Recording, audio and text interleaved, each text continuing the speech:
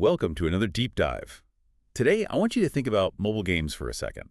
I mean, how many have really managed to stand the test of time? Evolving, keeping players hooked for years, maybe even a decade after they first came out. It's genuinely rare, isn't it? So many just flare up and then fizzle out. That kind of staying power with a really dedicated community.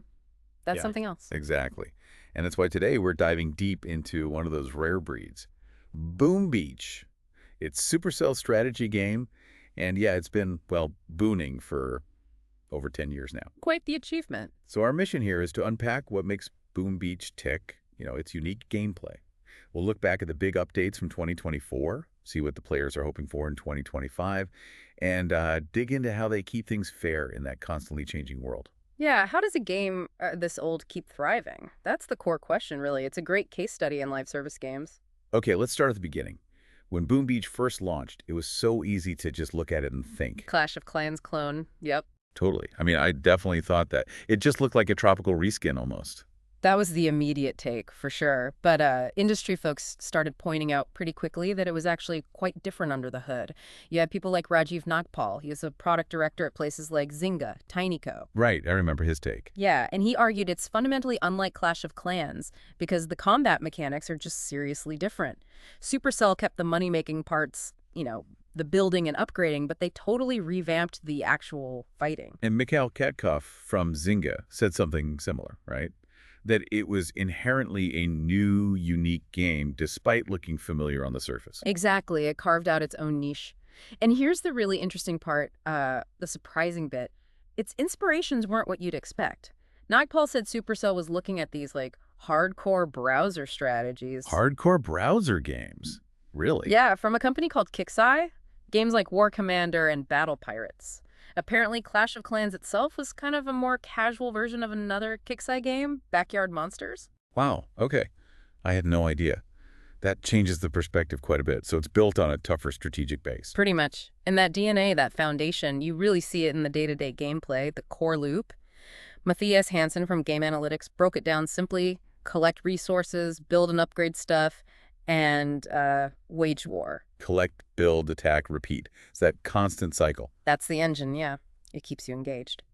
Now, another designer, ANILDG, talked about construction and combat being linked by rewards, but Hansen's three-part cycle resource collection, construction, war that really nails the core flow, I think, and it leads us right into the game's economy. Which is, let's be honest, pretty intricate. There are quite a few different things to manage. You've got diamonds, the hard currency you can buy or sometimes Our earn. premium stuff. Then the soft currencies, gold, wood, stone, iron. You get those from your base, raiding others, resource islands. The bread and butter resources. Yep. And then there are victory points, which are basically your rank. Social consumables, they call them. Plus, you need crystals and power powder for, statue boosts and prototype. Builder resources, yeah. And finally, gunboat charges for your special abilities during attacks. Military supplies. It sounds like a lot when you list it out like that. It does. But the game's pretty smart about it. It doesn't throw everything at you at once. New resources unlock gradually. And they're grouped logically, right? So you kind of learn what's for what. But there are strategic reasons for having so many types, and especially for that only one building or upgrade at a time rule. Oh yeah, that one builder limit. It definitely slows you down, prevents you from just burning through all the content super fast. Content burnout, they call it. Exactly. And crucially, it makes you want to attack other players because raiding is often the best way to get those rarer resources you need for the big upgrades. And let's face it, that one builder limit is also great for monetization, isn't it? People get impatient. Well, yeah, if you can only build one thing and you really want that next upgrade, using diamonds to finish instantly becomes pretty tempting. It leverages that impatience, conditions players a bit. It all ties together so neatly. You want the cool new building, but that needs a higher HQ level, which needs a higher player level, which you only get by building and upgrading everything else. It's a very tightly woven progression system. Keeps you on that treadmill, always chasing the next thing. So that's the foundation. Right. But how has it changed? Let's look at 2024, which was, wow, a really busy year for Boom Beach updates. They got no less than 5 updates, apparently. Lots of additions, finally. Yeah, 2024 was packed. They added the mystical monument that gives temporary boosts. The Boom Pass, which is kind of like a battle pass system. Right, seasonal rewards. Skins for cosmetics, enhancers for temporary stat boosts, building tokens to speed up construction. That helps the free-to-play grind a bit, I imagine. Yeah, definitely. And then the big ones, HQ 26 and 27, those came with new defenses like bunkers, updated landing craft levels, and the engraver for tweaking statue bonuses, plus new base layouts. It wasn't just buildings either, was it? No. Level 7 hero abilities dropped. Captain Ruddero arrived for warships, the PvP mode. It spruced up the UI in places, added 3 squad leaders. Oh yeah, the squad leaders. And a new anniversary crab trophy, plus some warship-specific bonuses for landing craft and defenses. It was a lot. Seriously. So the community must have noticed this pickup in pace. What are they looking for in 2025? Well, expectations are pretty high now. A big one is revamping the Cycle of Evil, those weekly events. Players feel some, like the Imitation Game, haven't really been touched since 2019. So they're missing newer defenses like the Critter Launcher or the HQ-26 bunkers. Exactly. They want more challenge, better rewards, makes sense. They're also asking for proto-troops, the special temporary ones, to be normalized. Meaning less Rainmaker spam. Pretty much. More variety, maybe make the Engineer or Shockeneer more common or accessible, and of course more HQ levels. 28 through 30 are confirmed as being worked on. Always more HQ levels. What else? New hero. A new hero is definitely on the wish list, yeah. And more squad leaders maybe for bombardiers or warriors. On the defense side, new prototypes, or maybe level 5e prototypes. Give defenders some new toys, too. Right. And quality of life stuff is huge. A proper player profile, the ability to record task force hits for planning. That's big for organized teams. Oh, I can see that being useful. And just general game balance. Many feel offense is too dominant right now, so they want tweaks to make some lesser-used troops more viable. Maybe some new event types or task force features, though people admit the game's architecture might make that tricky. And that visual bug with the landing craft numbers. Yeah. That one keeps coming up. Small thing, but bugs people. Are there any concerns mixed in with those expectations? Yeah, a few. Some worry that too many new HQ levels might scare off new players. Others feel the existing levels, like maybe 21 to 25, are a bit dry. Not enough exciting unlocks. And some upgrades just don't look different enough visually. That makes sense. You want to see your progress. But overall, the feeling about the devs seems positive. Very positive, actually. The general vibe is the new team is doing a good job. They really want to improve the game for current players and make the early game better for newcomers. That's good to hear. And they're backing it up. Seems like it. A community manager actually said they're not slowing down. In fact, we're speeding things up. Plans for like 4 more HQ levels over the next couple of years, a new hero they're committing. That's quite a turnaround, especially when you think back. Wasn't Boom Beach almost canceled before it even launched globally? It was. The story goes the team really had to fight for it, and that whole experience kind of shaped Supercell's approach, giving teams more independence. And look at it now. Hundreds of millions of downloads, millions playing daily. That's resilience. Absolutely. And they learned a key lesson along the way. Sometimes brand new features aren't the answer. Sometimes just improving or expanding existing stuff, like when they finally added HQ-23 after a long wait, that gets players more excited. Interesting. So, knowing your existing audience is key.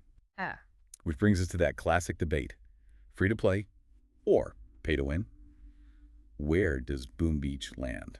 Ah, the age-old question. Look, some players, especially those competing at the absolute peak on the main map leaderboard or in Warship's top 50, they'll definitely tell you it feels pay to win up there. Spending gives you an edge, basically. It can, but the counter-argument, and I think it's generally more accurate for most players, is that it's pay to progress faster. Like a lot of mobile games, money saves you time. But skill still matters. Hugely. Good strategy can let free-to-play players compete really effectively. You see top Warship players who get high ranks with way fewer battles than others, suggesting less spending but smart play. And the devs have added things to help non-spenders, right? Like those building tokens, time savers. Yeah, and multiple daily chests. They've definitely tried to ease the grind for free players over time. What about instant training for troops? That's paid, but is it game-breaking?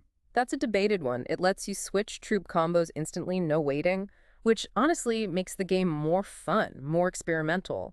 Many players see it less as pay to win and more as a convenience feature, a good way to support the game if you want to, that enhances your experience without necessarily making you unbeatable. Okay, so it's nuanced.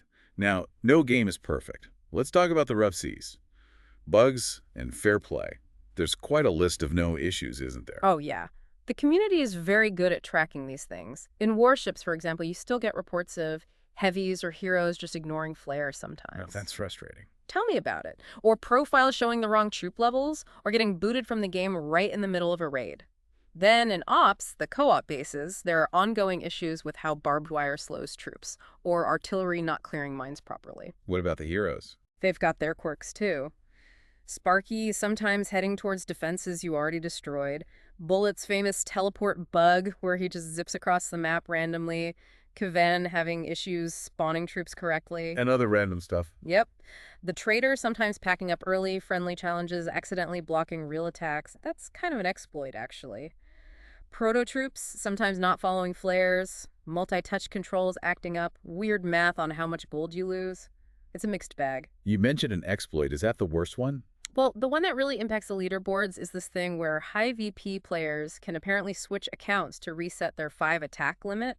So instead of 5 attacks, they can chain like 15 or 20 back to back. Whoa, that completely breaks the competitive balance at the top. Exactly. It undermines legitimate pushes for rank. It's a serious fair play issue. Which brings us to Supercell's stance. Hmm. They take fair play pretty seriously, right? They do. Their safe and fair play policy is stated as a top priority. They have zero tolerance for cheating or abuse. And consequences. Clear consequences. Taking away in-game currency, temporary bans, even permanent account closure. They list specific no-nos like disruptive behavior, hate speech, threats, bullying, excessive swearing. Standard stuff, but important. Right. Then the big one, third-party software. Hacks, mods, bots, anything that modifies the game for an unfair edge is strictly forbidden. What about buying or selling stuff outside the game? Big warnings against unauthorized gems, selling basically scams to steal your account data.